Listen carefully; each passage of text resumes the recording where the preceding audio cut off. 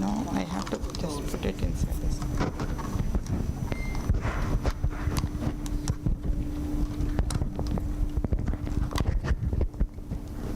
Does it stay or can you put this right?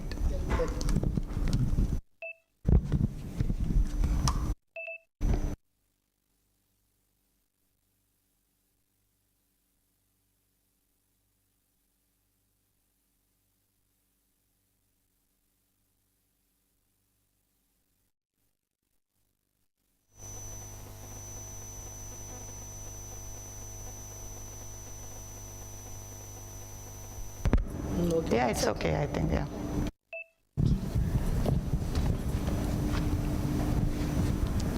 Yeah, go ahead.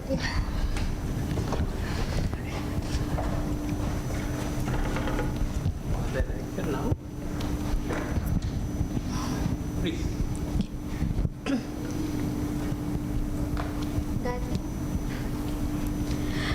Good afternoon, everyone. Welcome to today's talk in the IMSC Diamond Jubilee Lecture Series, which is a part of the 60-year celebration of IMSC. As our distinguished speaker today, we have Professor Parimala. She is from Emory University and works in number theory. She is very well known in the mathematical community for her work on quadratic forms and related problems. Today, she will be speaking about quadratic forms over function fields. Thank you. Over to you. I don't need this, right? Sorry. Thank you so much for the introduction. Yeah.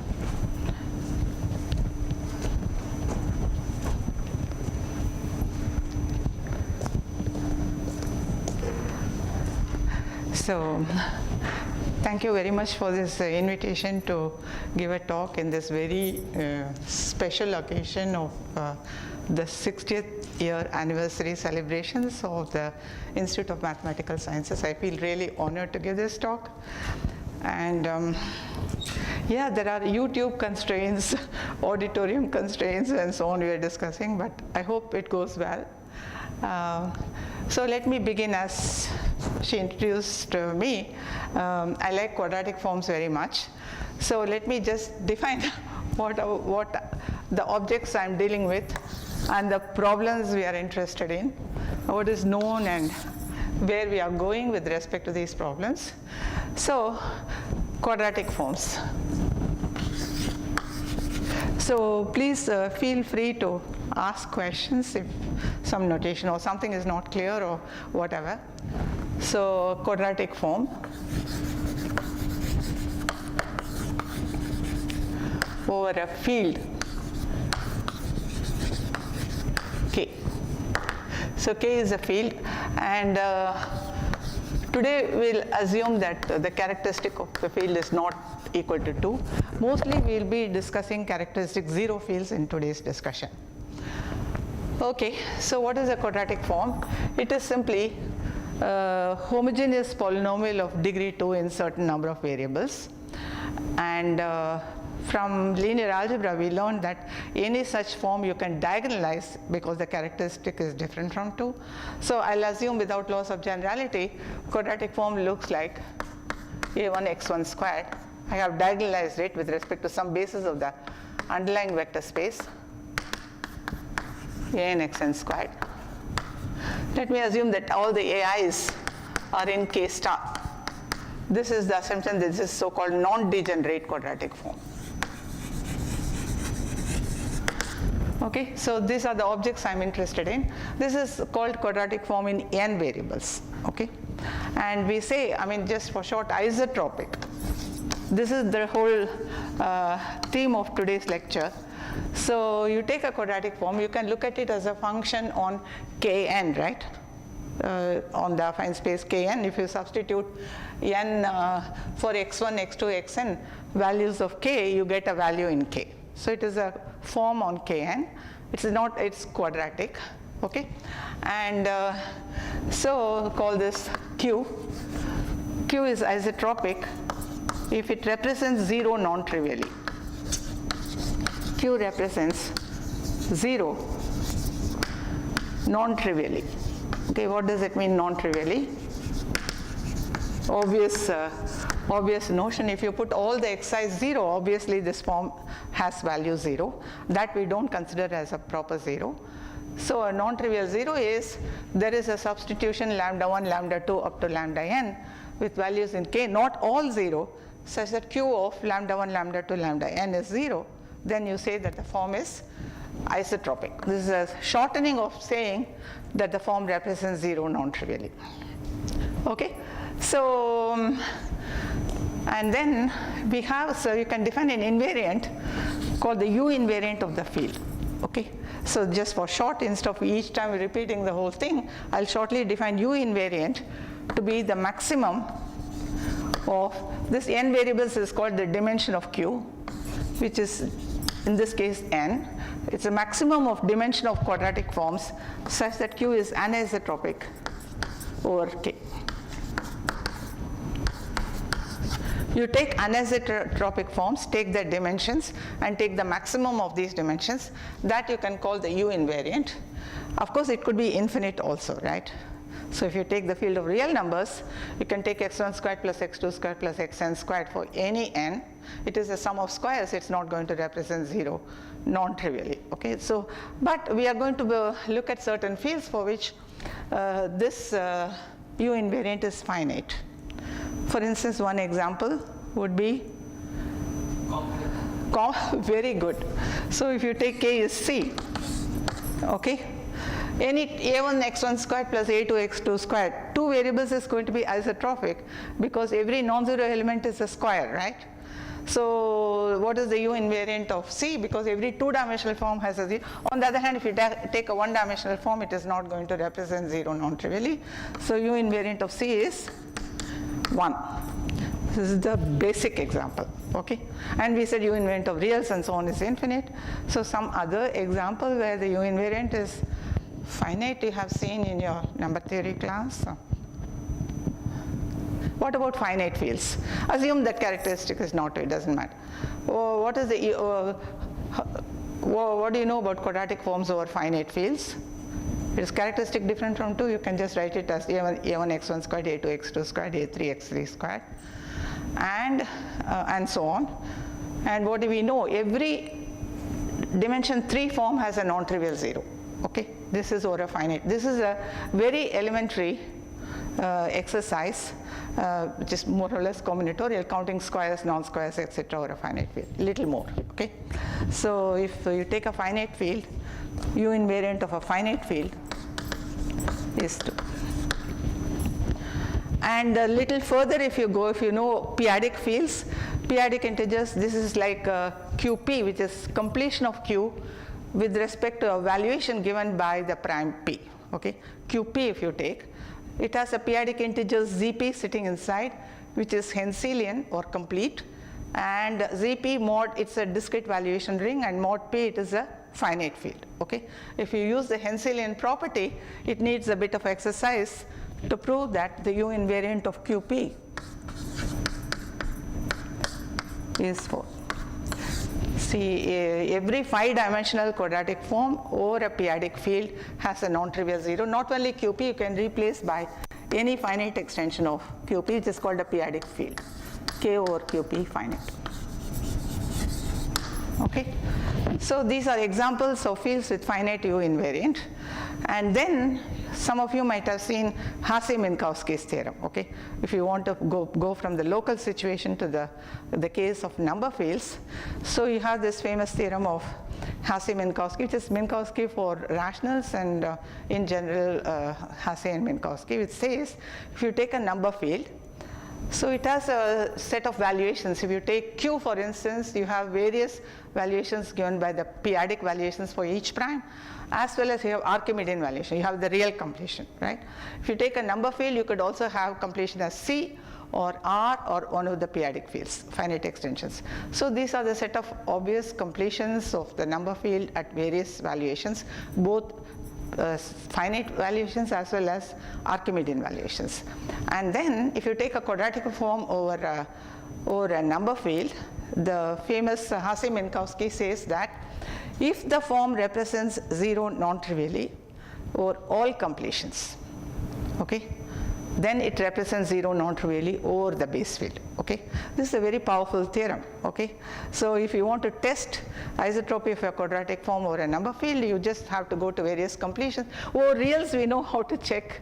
You are starting with a1 x1 squared plus an xn squared. Over reals, what is the criterion? This form represents 0 non-trivially. What is the condition on the AIs?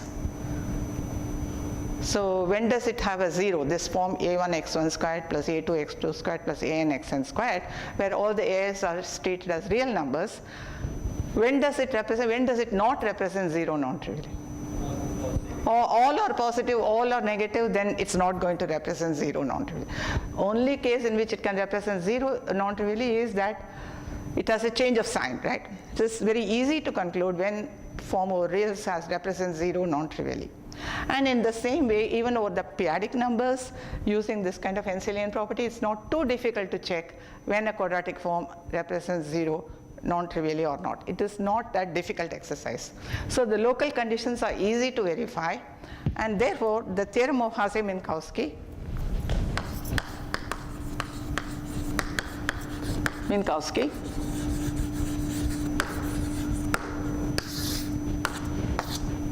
theorem states that K is a number field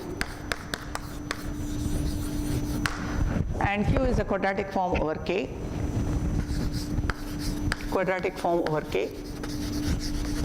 Then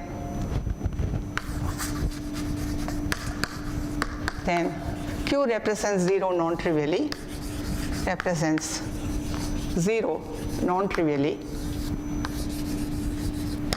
if it represents so locally. If our Q is isotropic, if it represents 0 non-trivially locally at all completions, non-trivially locally. So this is a classical result, uses class field theory and so on. So starting from here, suppose K is totally imaginary. That means it has no real ordering. So the only completions of K in this case are either complex numbers or p-adic fields. Over p-adic fields, every dimension 5 form is isotropic. Over complex numbers, even every 2-dimensional form has a non-trivial 0. Therefore, what can you say about the U-invariant of K? In this case, it is at most 4, right? Because every 5-dimensional form needs to represent 0 non-trivially by this result. But you can show it as 4. There are 4-dimensional forms which are anisotropic. This can be checked. So U-invariant of a totally imaginary number field is in fact 4. You can produce rank 4 forms which do not represent 0 non-trivially. It's a good exercise over Q to construct forms, rank 4 forms which do not have. Just take one PQ, PQ for suitable primes P and Q, then you can check when it represents 0 non-trivially. All right, so far good. So we have this discussion about certain classes of fields for which the U-invariant is finite. So then the next discussion is, so when you pass from a field to rational function field in one variable. Okay, this is just the rational function field in one variable, which is a ratio of polynomials. This is a field of ratios of polynomials. Okay, so this is the most obvious field extension of K, namely the purely transcendental extension in one variable. So suppose you know that the U-invariant of K is finite, like K is a totally imaginary number field. What can you say whether U-invariant of KT is finite? This is very important in the case of when you move to the geometry of varieties. We are looking at quadratic forms over varieties and so on. You have a parametrized family of quadratic forms, and you want to know whether the family generically represents 0 non-trivially or not. Okay, so this is a very natural question passing from K to KT. So question is, so U-invariant of K is finite, and suppose we also assume that not only U-invariant of K is finite, and U-invariant of L is finite for every L over K finite. Okay, suppose you assume that for all finite extensions, then is U-invariant of the KT finite. Okay, so it's just like in the case of number fields, a finite extension number field is a number field. So if it is a totally imaginary number field, U invariant is 4 for all extensions. Can you say something about the U invariant of KT? This is a big open question, open. See, one does not know an answer to this question. Even in the simple example of if you just take Q and you want it totally imaginary, let us assume Q root minus 1 which has no ordering, and then you take rational function field in one variable over Q root minus 1t. We do not know whether quadratic forms in large enough number of variables represent zero non-trivially. This is, yeah? Finite. What? Oh, okay. So there's some different phenomenon happens. It's a very good question. Suppose you take a finite field, and of course if you adjoin one variable, it's a global field of positive characteristic. You have a Hasse principle there also. So there every 5-dimensional form is isotropic, okay? But you can also take any number of variables, okay? So here we know that maybe 2 to the power n or 2 to the power n plus 1 will be the U invariant. This phenomenon is because this is a FQ is a C1 field, okay, which is a very special property, okay? So it is in terms of forms of degree n and some I variables. This is a C1 field. So when you adjoin n variables, this is the Cn plus 1 field. So any form in large enough, any quadratic form in large enough variables with respect to n has a non-trivial zero, okay? This is a special phenomenon where you can say what happens when you go to function fields. If you start with a field which is Ci or C1, Ci for instance, okay? Then you have an answer. But the kind of fields we are looking at, like number fields and so on, there's no such property. So these are pretty open questions still today. For this very basic example of Q root minus 1t, we do not know whether the U invariant is finite. And in fact, a more bold question is question prime, or maybe it's even a sort of believed to be a conjecture. So is U invariant of KT every form in 9 variables, does it admit a non-trivial zero? This is a finer question, and not only KT, you can also replace KT, rational function field in one variable, by you take a totally imaginary number field. You can take a field of transcendence degree 1 over k. Okay, finitely, you can take function field of a curve over a number field. Not necessarily rational function field, you can also take C over k as a curve. You can ask the same question, is the U invariant bounded or U invariant is 8? Why am I asking more and more serious questions when even the basic question is unanswered? You do not even know the finiteness. I mean, the motivation is the following.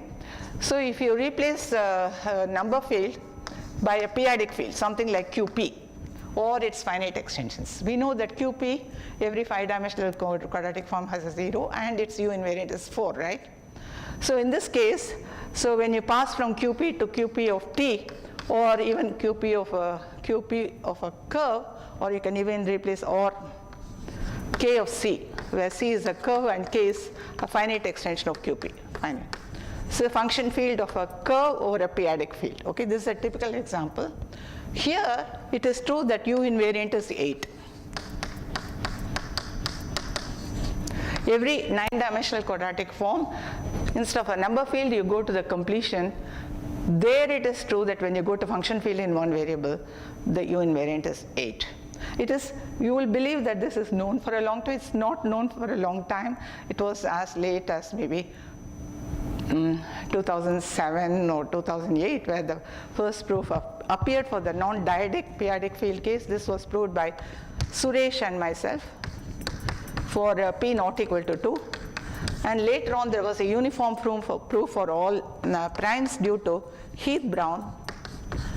And using his paper, Leap deduced that the U invariant is 8, and this is a uniform proof, but completely different methods. And we use some Galois cohomology methods, which I'll explain in the rest of the talk. But later on, we came out with a Galois cohomology proof, which includes also the prime 2, but that was later than Heath Brown and Leap. So because in the local case, replacing the number field by a completion which is a periodic field. There we know that if you take a function field in one variable over the field, then every 9-dimensional quadratic form has a non-trivial 0. Once this is known, the next natural question is, this is open for the last 20 years after it is known for the periodic fields, whether a similar question, whether a similar answer you can expect. But so far there is not much progress even concerning finiteness of the Uinvariant. Okay, one does not know. And it's a challenge. I mean, just as, because I adopt a method using Galois cohomology, maybe there are analytic number theorists who can use alternate techniques, come up with a proof. I'll be very happy if this forum brings forth the proof of this answer to this question. Yeah, so let me begin by one way we try to attack this question. This is via Galois cohomology invariants of quadratic forms. So let me explain what are the invariants we are looking at. So first, what are the Galois cohomology groups I'm looking at? What is Galois cohomology? It's very simple.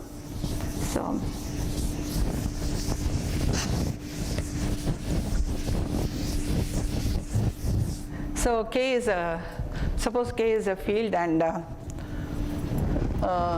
K is a field and K is the separable closure, and this is the absolute Galois group of the separable closure over K. This consists of the union of all finite Galois groups. Okay, the inverse limit of finite Galois groups. So this is a profinite group.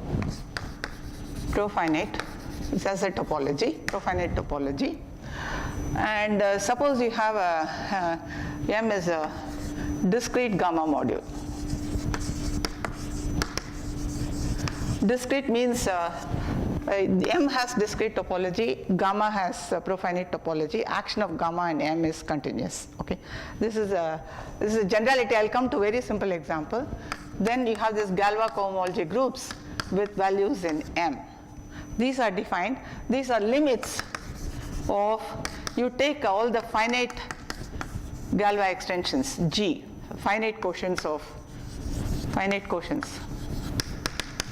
the full gamma.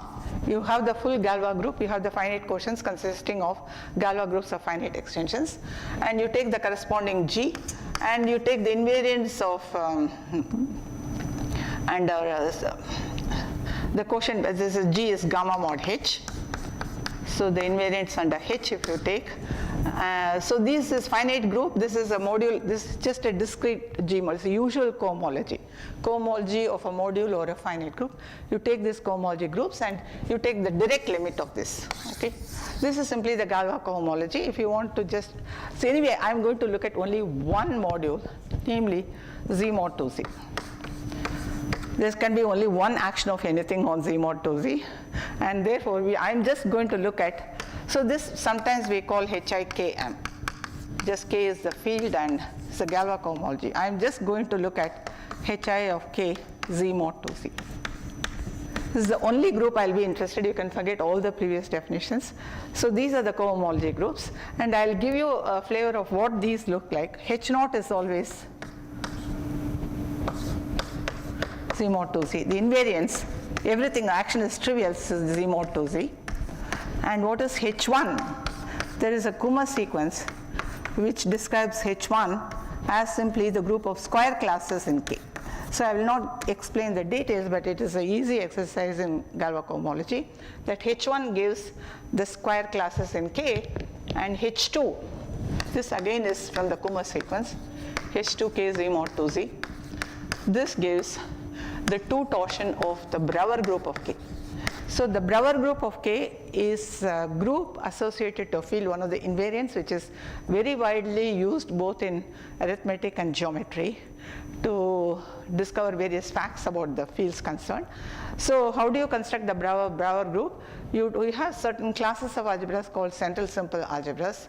They are forms for just the matrix algebra. An algebra which the algebraic closure is isomorphic to Mn of K, the matrix algebra, such algebras are called central simple algebras.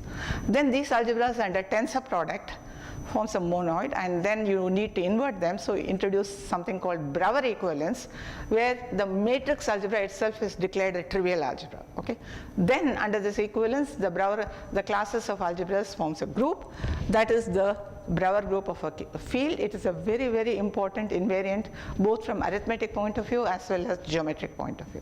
So this is the Brouwer group. Two torsion means elements for which 2 times the element is 0. That is the two torsion subgroup. So the H2 is the two torsion subgroup, and similar way, Hn of k z mod to z, there's no description. You can have the higher cohomology groups. And I want to say that quadratic forms have invariance, successive invariance. I'll write quadratic forms have successive invariance. I will describe what I mean by successive invariance in Galois cohomology, in Hi of k z mod 2z. So what do I mean by this? So first of all, given a quadratic form Q, so dimension of Q. So dimension of Q, I already said what it is. It is number of variables involved. It is just n, but I will take dim2, which is the n mod 2. You take the class of n mod 2. It is even or odd, that's all that matters. This is z mod 2. So given a quadratic form, you decide it is even dimension or odd dimension. This is the first invariant, which lands in H0, which I described here. Okay, and then suppose dimension Q is even dimensional. Let me define the this can be defined more generally, but let me define the discriminant of Q to be, what is the discriminant? I have a diagonalization a1 x1 squared plus an xn squared. You can take the product of the, it is called, you can represent it, you can think of it as a diagonal matrix a1, a2, an. You take the determinant of this matrix, okay? This is just a1, a2, an in k star mod k star squared. If Q is a1 x1 squared plus an xn squared. This is the discriminant invariant of the quadratic form. Why am I saying mod squares? Because if I change the representation, you can take a change of variables and you can write it as a diagonal form or whatever form in a different way. Okay, there are many different ways to express, but the determinant will change only up to squares. Will not change. It is invariant under squares. Okay, if you take two different representations, the determinants will differ by a square because it's related by the congruence of symmetric matrices. So only a square factor remains. So the discriminant is defined mod squares, but I want the sign discriminant, so I'll put a sign also, n into n minus 1 by 2. I will explain why this sign, because there is some form which is absolutely trivial from the algebraic theory of quadratic forms. This is just the hyperbolic form, x1 squared minus x2 squared. Okay, this is the hyperbolic form. It represents 0 non-trivially, and this we want to neglect as trivial form in whatever sense. And when you look at this form or sums of these forms, you want all invariants to be 0. Okay, so this has even dimension, so the first one will not exist. And what is the determinant of this form? It is just the determinant is minus 1n. But however, if you take the sign into consideration, it becomes plus 1. So you neglect all the invariants of hyperbolic forms. That is the point of these signs and so on. Okay, and then suppose Q has even dimension. This is what I mean by successive invariance and even dimension and trivial discriminant. Then the Clifford invariant CL of Q is, this is simply, there is given a quadratic form, there is something called the Clifford algebra associated to the quadratic form, Clifford algebra of Q. And it is a central simple algebra over Q, which has an involution. It belongs to the two torsions of the Brouwer group of Q. Okay, what is the Clifford algebra? You take the tensor algebra and go modulo the two-sided ideal generated by the relation V tensor 2 minus QV. Okay, this is the Clifford algebra. Okay, so that you can prove is a central simple algebra or an algebraically closed field. This is in fact a matrix algebra, and you take the class of this algebra in the two torsions of the Brouwer group. This is the Clifford invariant of quadratic forms. Well, we have defined all these invariants, and if these invariants are 0, you can define the E3 invariant, and if up to E3 the invariants vanish, you can define the E4 invariant, and so on and so forth. Okay, higher invariants can be defined for quadratic forms. And in fact, in a very remarkable paper, Milner proposed certain conjecture which says that, so all these invariants, first of all, you know how to define up to, let me, instead of having, you have ENs for all n, let me call it E0 and call this E1, call this E2, and the higher invariance of En of Q. But after 2, maybe 3 was already defined in the 70s, E3, but after that even the definition of E4 is not clear.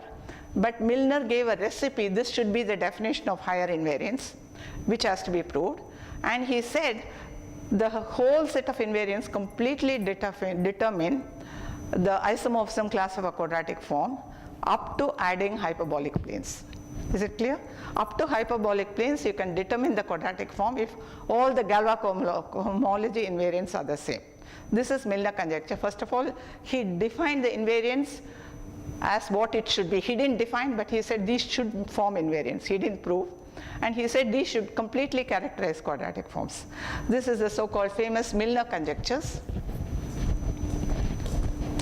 This what I am stating is a quadratic form version of, there's a K-theoretic form of Milner conjecture, but this is the quadratic form or theoretic form of Milner conjecture. So-called Milner conjecture.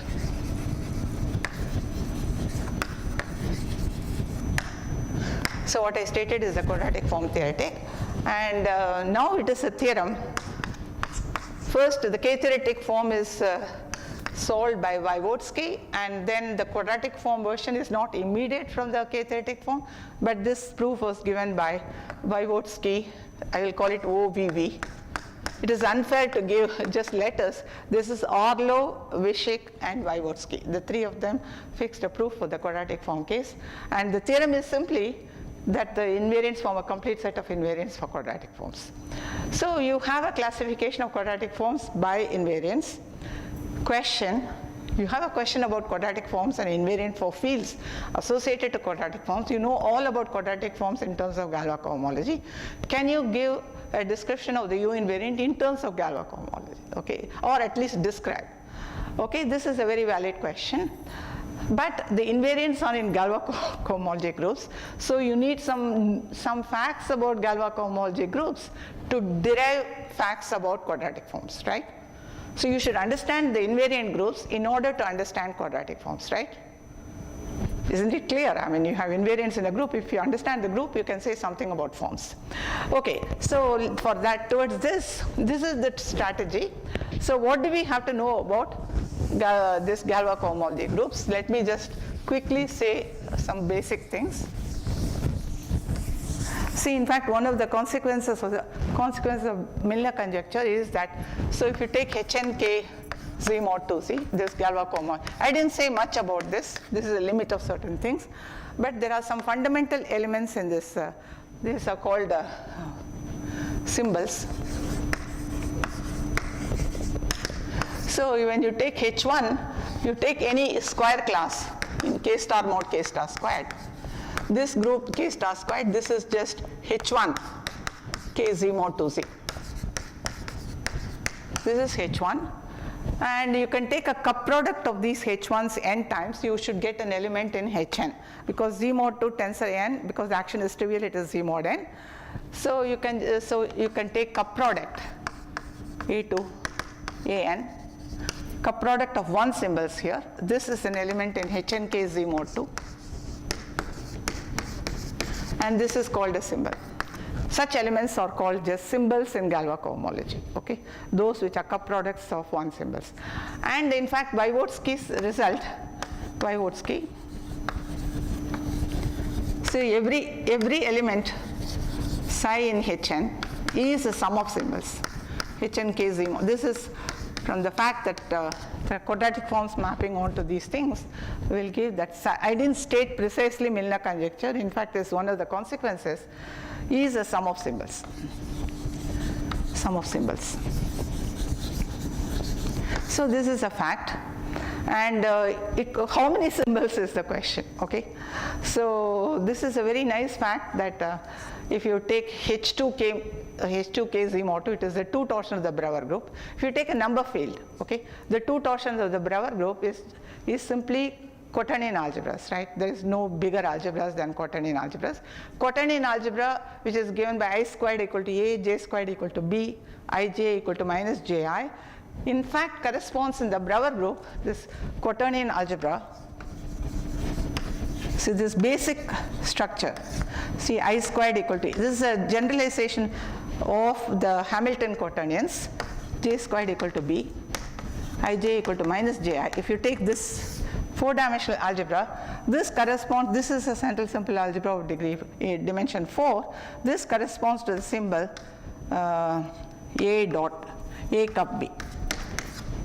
Quaternion algebra corresponds to a symbol. So everything in H2K Z mod 2 is a symbol over a number field. This is not trivial, but it is arithmetic, okay? So you know that these are the kind of facts we need to conclude something about U invariance, okay? Let me just state, so what we need, okay? So I'll state as a result, which is not too difficult to construct a proof using Wygotsky's theorem.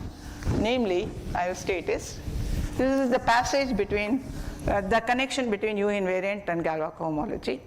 So statement. So let field K satisfy the following conditions. The following.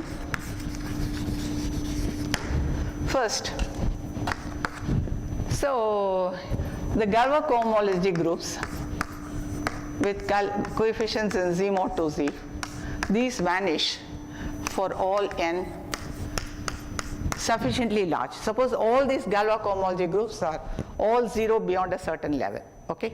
This will be guaranteed if your field has certain cohomological dimension finite property.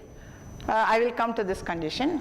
And secondly, so for every, there exists a big M, integer M, such that for every psi in any of these non-vanishing ones, Hik Z mod 2Z, I less than or equal to n, say n plus 1 say. Up to n they are non-vanishing classes. Psi is a sum of, at most, M symbols, okay? The symbol length is bounded, this is what, okay? So every cohomology class is a sum of at most M symbols for these finitely many non-vanishing classes, okay? So if this happens, then U invariant of K is finite. So we have some sufficient conditions in terms of U invariant being finite, in terms of, first of all, this vanishing of this for beyond a certain level, and all the elements in Hn, we know they are all symbols, but they have bounded symbol length, okay? Then it's not too difficult to get it from, just one word about it is, suppose you have a sum of symbols, okay? Then the quadratic form which maps to that sum of symbols. If you take one example, if you take A1 dot A2 dot AN, then there is a quadratic form with this as an invariant, and that quadratic form is the so-called Pfister form, minus 1 minus A1 tensor, it takes the diagonal tensor product of these two binary forms, tensor 1 minus AN. This has the En invariant, precisely the cup product of n symbols. Namely, what is the dimension of this form? This is a tensor product of vector spaces of dimension 2 with these forms 1 minus A1, tensor 1 minus A2, tensor 1 minus AN. It has dimension 2 to the n, right? So you have a fixed quadratic form with a given symbol. So if everywhere there are bounded symbols, you have representatives which are quadratic forms with those as invariants. And then you subtract out a given form, these representatives, then you have all the invariants 0, the form is 0. So the form should have certain bounded dimension. It could be very large, but you have a bound, okay? That is the idea of the proof of this statement. And you may think this may not be the only way to solve the problem. Maybe there's another way. may not be necessary, then why are you trying to prove these things? But these conditions are also sufficient, except you have to refine it for all finite extensions. Some conditions are needed. Basically, they are also necessary and sufficient for the U-invariant to be finite. So you have to prove these if you have to ever prove the U-invariant of the field is finite. Okay, so you have a complete criterion in terms of all these Galois cohomology groups, how to bound the U-invariant. All right, any questions so far? Okay, so let us come back to our, so far is generality for any field. So let us come to our favorite field. Here is a number field, totally imaginary.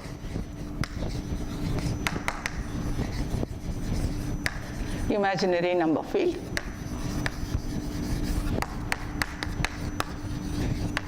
And C over K. C instead of KT, I can as well take any curve. We can assume it's integral curve, geometrically integral, whatever you want. Smooth, integral. And so on, and you take F to be the function field of this curve. So this is the basic curve for which you want to compute the U-invariant. So with respect to these properties, what do we know about for this field? At least one thing is good.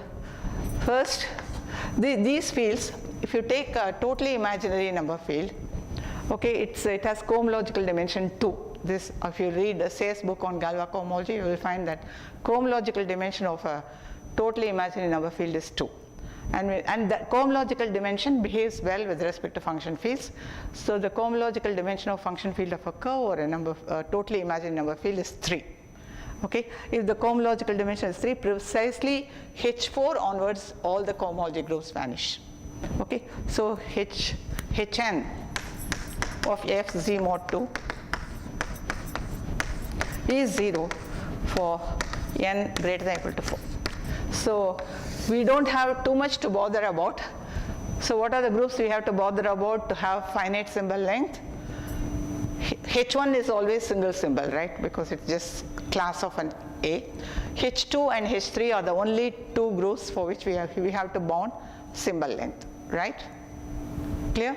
And we have this following beautiful theorem of Suresh, that if you take H3 of F Z mod 2, here every element is a symbol here, not even a sum of bounded symbols, every element is a symbol, consists of symbols. So the bound is 1 here. Every element here is a symbol. Very good, so H3 has bounded symbol length. So we are left with, therefore, question. So H2F is H2F C mod 2 is it of bounded symbol length,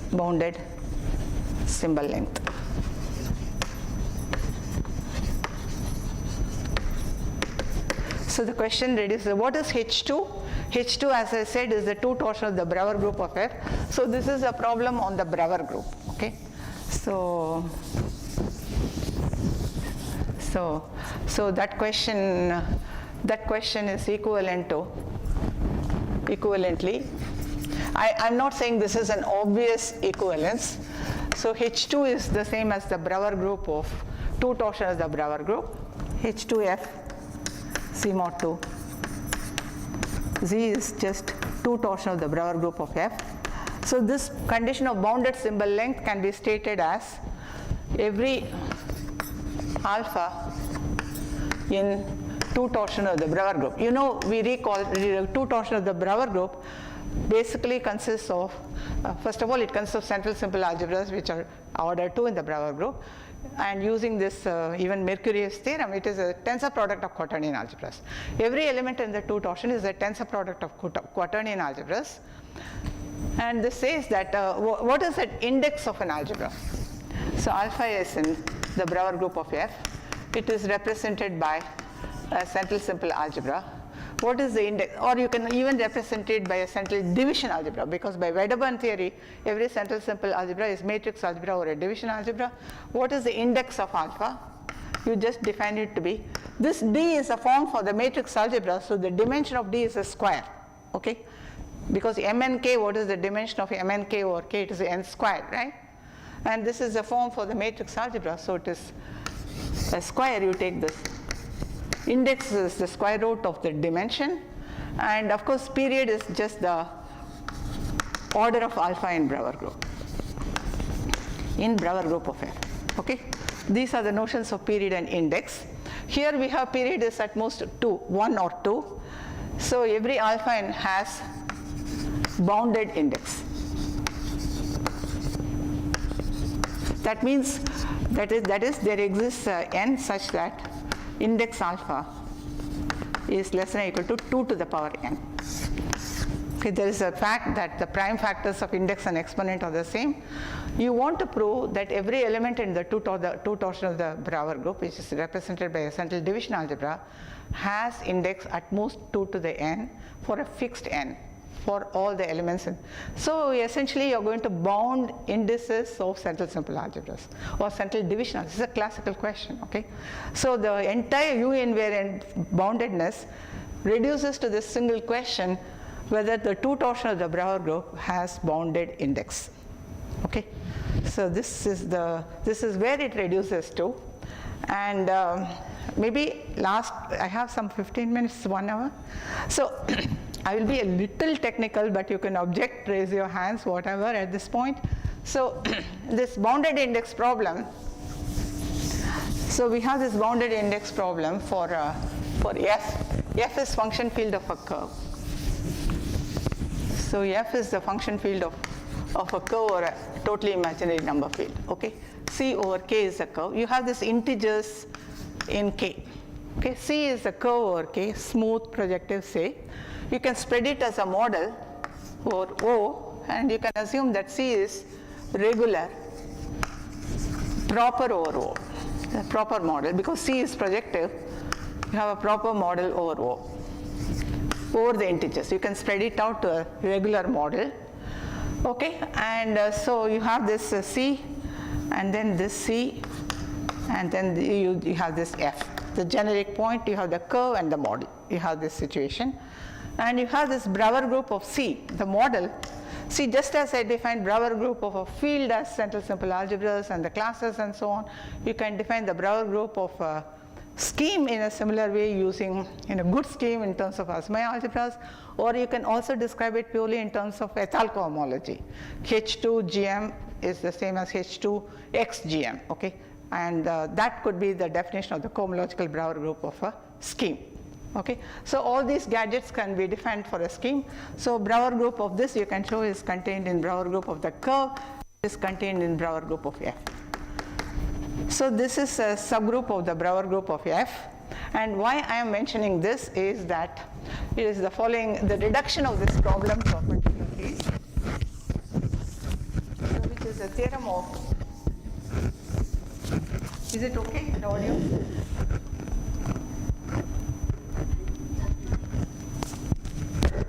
Yeah? Huh? You can speak a little. Yeah, like this. Is it okay? You can hear? All of you? Yes? Yeah, okay. So there is a reduction, there is a theorem of due to Weebly, Suresh and myself. So we have this following reduction. In this case, so for every curve C over every number field K, so two torsion of the Brouwer group of KC has bounded index. This is our problem, right? When does this have a bounded index, right? This was the goal. If the two torsion of the Brouwer group of the unramified classes, this is for every C, I mean all these criterions are there, for every K and every C, the Brouwer group of a model, okay? That is, in some sense, if you have the ramifications and so on. Huh?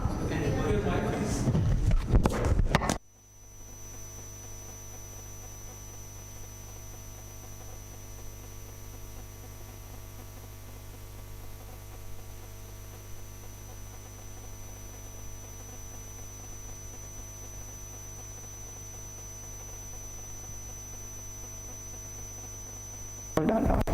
Oh, it's perfect, yeah. Okay, so for all curves over K, the two torsions of the Brouwer group elements will have bounded index, provided for all curves K and for all models. Okay, you take models. These are very much smaller group. This has bounded index.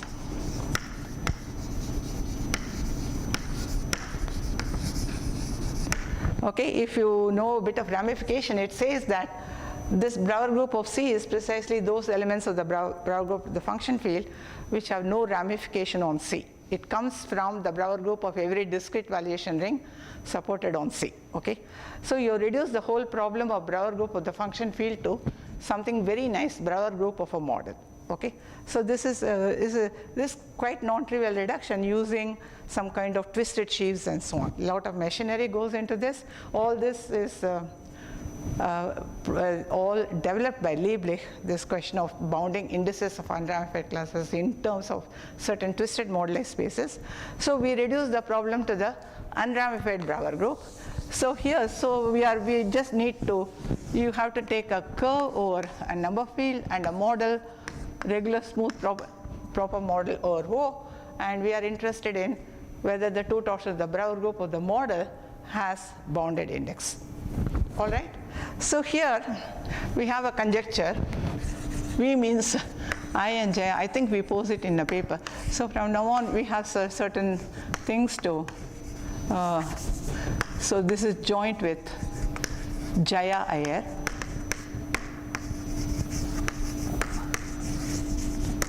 So the conjecture is the following: for anything in the unramified Brouwer group with the same notation as above. So for anything, doesn't matter two torsion, index alpha is period alpha, just like in the number fields. We believe that for all unramified classes, the index is period is true. Okay, so this is the conjecture. If this conjecture is true, we are done. Much more happy than needed, because we needed only bounded index. We expect period equal to index. I'll tell you why we expect. You know, if you just take, instead of, you have a model for a curve or a number field, if you, instead of number field, let us take a positive characteristic global field, okay? That is function field of a curve or a finite field.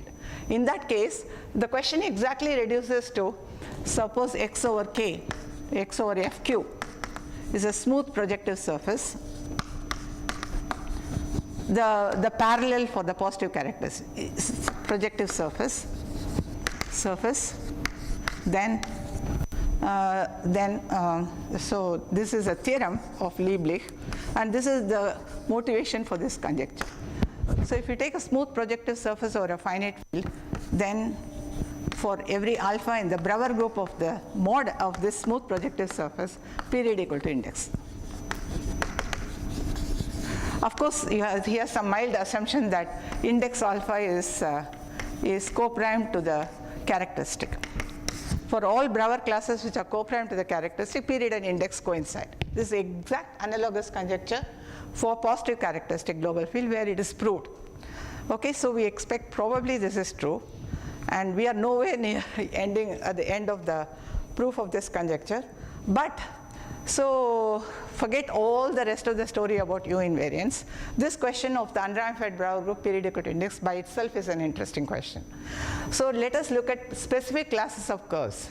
If you look at specific classes of curves and prove anything, you are not going to prove anything about Uinvariant, because Uinvariant you need all function fields, okay? So not enough to do for certain class, at least it will give you an idea whether we are in the right direction, okay? So the question is, so this is my project with Jaya. So we started looking at C over K is a hyperelliptic curve, okay, genus. So the question is, look at the class of hyperelliptic curves.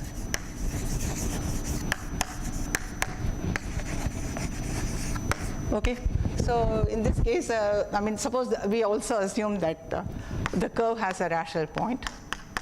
So in this case, you can represent the curve as y squared equal to ft, possibly with degree of, suppose genus G is G. Then you can assume that degree of ft is 2g plus 2. So every curve, a hyperelliptic curve, admits a representation like y squared equal to ft, like this, which is a rational point. So you take this class of hyperelliptic curves, look at the class of unramified Brouwer groups over the model for this curve or a totally imaginary number field. Can you bound the period index by the period, or what can you say about this conjecture? Okay, just this class. So we developed a method which uses certain, as I said, the period index bounds for unramified classes is related to twisted sheaves of moduli spaces. And there is a description of moduli spaces of rank 2 vector stable bundles, okay, over hyperelliptic curves in terms of pencils of quadrics, okay. Lagrangians inside the base locus of a pencil due to Ramanan and Deshalay. And Ramanan wrote down a rational version of this, and we wanted to use it to prove something general for hyperelliptic curves. However, what we can prove is the following, which gives a little glimpse of hope, but very little. So we have a theorem. So K is, as usual, totally imaginary. Genus 2. Every genus 2 curve is analytic. Genus 2 curve,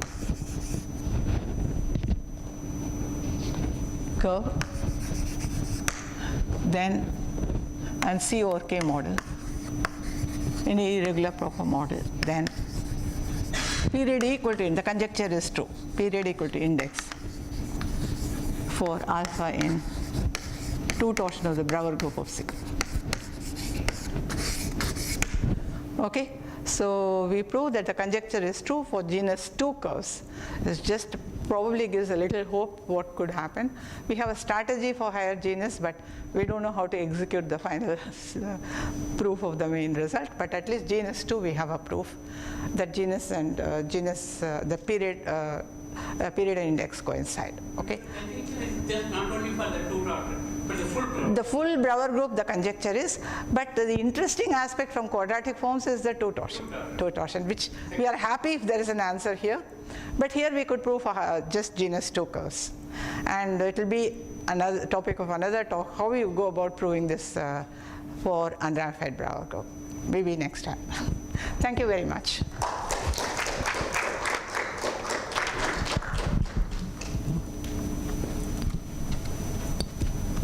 Okay, thank you, Professor Parimala, for the very nice talk.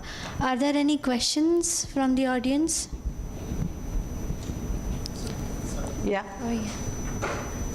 No, you will get the mic. If I understand the bounds of, if you use Milner's method, you have a bound, but it's not effective, or is it effective? What should be the dimension? Less than infinity? No, you have fields for which it can grow arbitrarily. But if you take a good field like a periodic field? That's what we are, for periodic fields, that's how we proved Uinvariant is 8. I see. We proved that every element in H3 is a symbol. That was the first step. Okay. And we proved that every element, this is already due to Saltman. He proved that every element is H2 is a sum of 2 symbols of Z mod 2. I see. Okay. He proved it. We proved every element in H3 is a symbol. If you just put them together, you will get Uinvariant to be maybe 26 or 34, some big number. Okay. It needed another 10 years from these. We got the boundedness of the Uinvariant 10 years before. But then from that to get the Uinvariant to be precisely 8, it took 10 years and much more further techniques. So bounding is one thing, precise bound is another thing. From the cohomology estimate symbol lengths, you get some bound for the Uinvariant, which could be large. But to get a precise bound is a completely different story. That's what happened after 10 years. So I think in 97, we proved it as bounded Uinvariant at most 10. Then to prove it is 8 took 10 years duration. Yeah, that's a good thing. Any other question? Is there a question on online forum?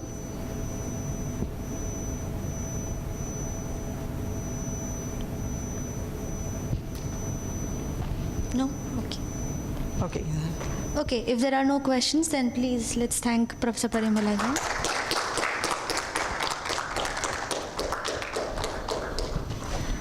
I think there is a high tea outside, so we can all meet outside. So I could talk loudly, but they for the YouTube. Yeah. Okay. So if the